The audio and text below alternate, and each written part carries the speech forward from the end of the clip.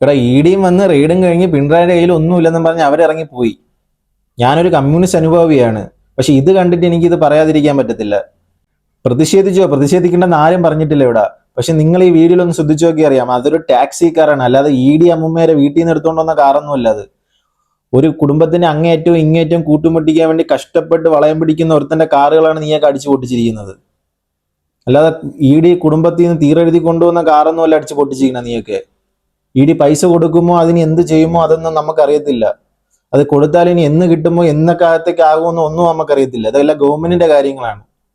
പ്രതിഷേധിച്ചോ, നീയൊക്കെ പ്രതിഷേധിച്ചോ, അല്ലാതെ വല്ലവന്റെ നെഞ്ചത്തെറിയുന്നിട്ടല്ലേ പ്രതിഷേധിക്കേണ്ട നീയൊക്കെ. ഇത്രയും കണ്ടിട്ട് ഇതൊന്നും പറയാതിരിക്കാൻ സത്യം പറയാൻ പറ്റാത്തതുകൊണ്ടാണ്.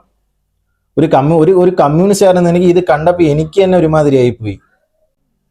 നിനക്കൊക്കെ